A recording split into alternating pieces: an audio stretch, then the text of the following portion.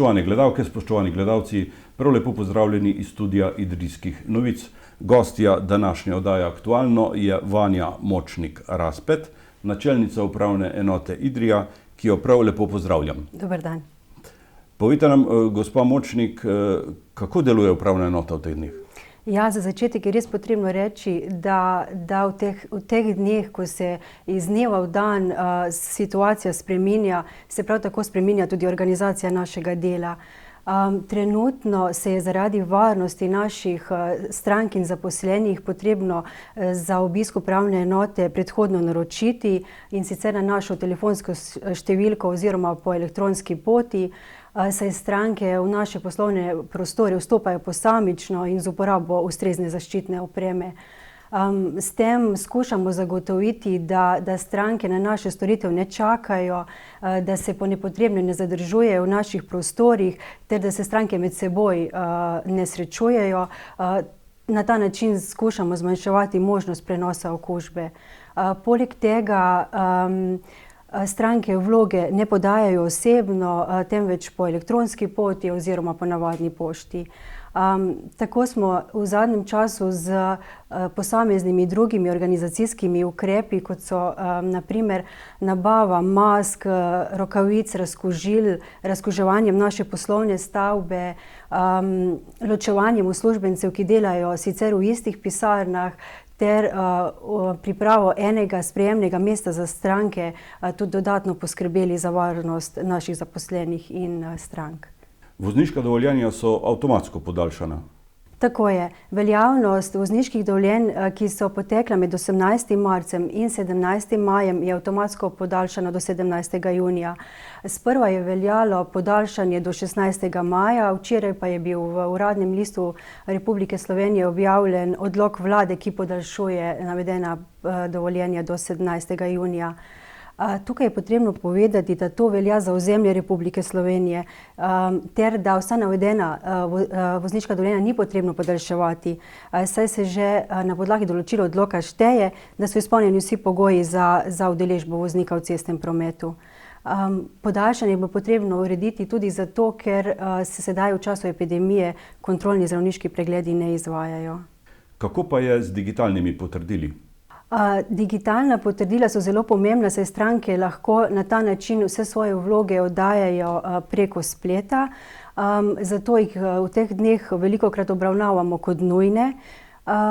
Je pa potrebno res povedati, da mora stranka vlogo za izdajo digitalnega potrdila oddati na upravni enoti osebno, saj je tukaj identiteta vložnika zelo pomembna.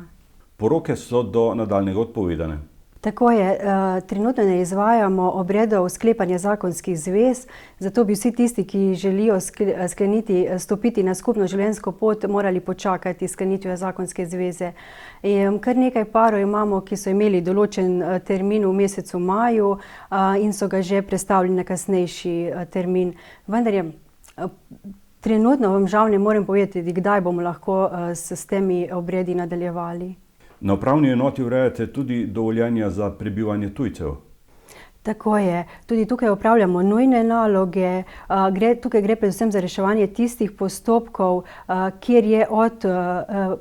pri katerih je od urejenega statusa tujca pomembno uveljavljanje kakšne druge pravice. Gre predvsem za zdravstveno zavarovanje, zato svetujemo delodajalcem oziroma strankam naj oddajo pisno vlogo ali pa prek e-uprave. Vsekakor pa je potrebno tukaj izpostaviti, da naj se stranke na nas obrnejo tudi telefonsko, saj je tukaj zelo veliko različnih postopkov in je treba vsako zadevo individualno presojati. Kako pa je z osebnimi izkaznicami in potnimi listi?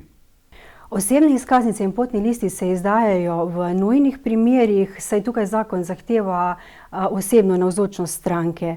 Mogoče je težava tudi v tem, da stranke istega sprejemnega mesta uporabljajo isto digitalno podpisno tablico in isti čitalec prstnega odtisa, zato je tukaj možnost prenosa okužbe še toliko večja. Imate veliko prijav začasnih bivališč?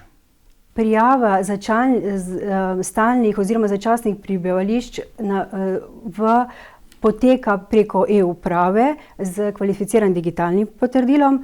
Sedaj v času epidemije pa je vlogo možno dati tudi samo preko elektronske pošte, saj se istovetnost vlagatelja ugotavlja na drugačen način, ne pa z elektronskim podpisom. Tukaj je treba povedati, da stranka mora v vlogi priložiti dokazilo o pravici prebivanja na naslovu. Kot dokazilo se šteje izjavo o lastništvu oziroma solastništvu, najemno pogodbo oziroma soglasje lastnika ali pa vsaj enega solastnika. Pri teh postopkih zaradi uveljavitve odloka o prepovedi bivanja med občinami beležimo velik porast zadev, zato stranke kot dokazilo o prijavi prebivanja lahko uporabijo samo povedo, da so oddale vlogo na upravni enoti ter dostavijo dokazilo o pravici prebivanja. S tem je zadeva urejena, dokler upravna enota ne opravi vpisa. Izdajate v tem času tudi vrednotnice za osebno dopolnilno delo? Tako je.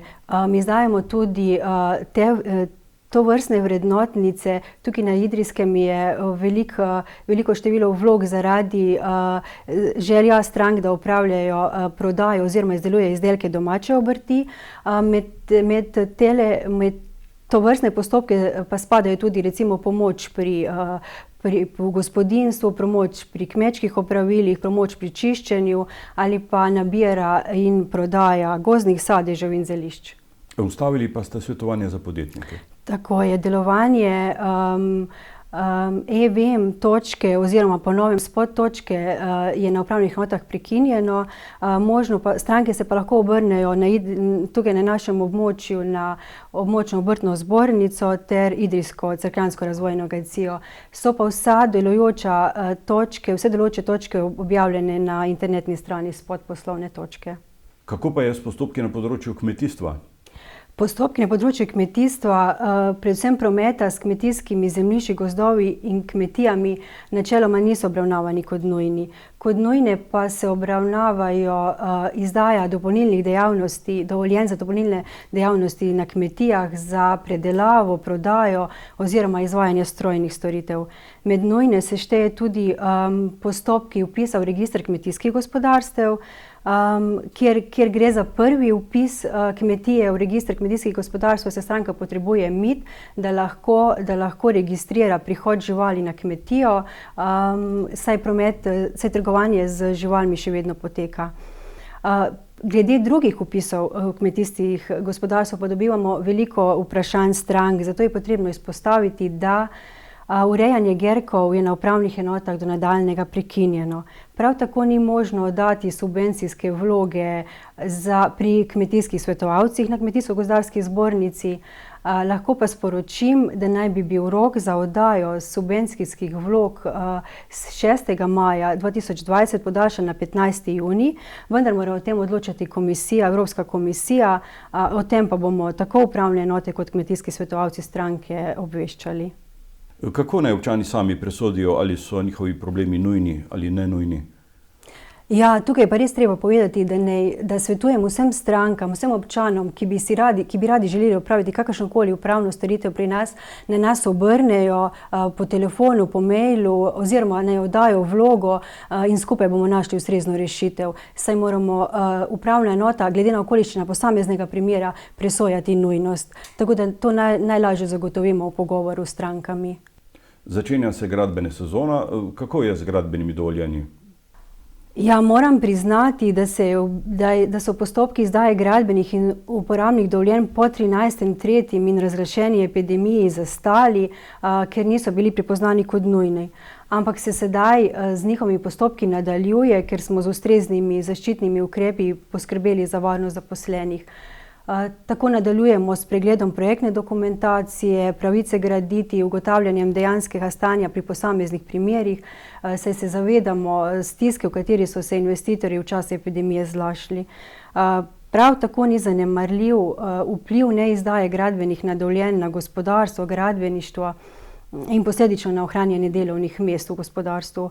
Tako je tudi Ministrstvo za javno upravo tovrstne postopke zgraditve objekta prepoznalo kot nujne in med slednje uvrščajo predvsem izdajo aktov za gradnjo stanovanjskih hiš ter gospodarske in javne infrastrukture. Kako zakon COVID-19 vpliva na vaše delo? Telefone imate najbrž odprte, elektronska pošta deluje? Tako je, ta zakon zelo pomembno vpliva na delovanje upravnih enot, saj je s posameznimi procesnimi instituti stvari uredil drugače kot zakon o splošnem upravnem postopku, po katerem delamo upravne enote. Tako na primer določa, da se lahko stranke na nas obračajo po elektronski poti, brez varnega elektronskega podpisa, saj mi identiteto ugotavljamo na drugačen način, recimo z EMŠom oziroma davčno številko. Prav tako napotuje, da se osebno ne vroča strankam, razen v nujnih primerih, ter da se posamezna procesna dejanja, kot so ustne obravnave, ne opravljajo, če je pač možnost neposrednega stika uradne osebe s strankami, razen seveda v nujnih primerih. Pomembno je izpostaviti tudi to, da zakon pomembno ureja tek rokov.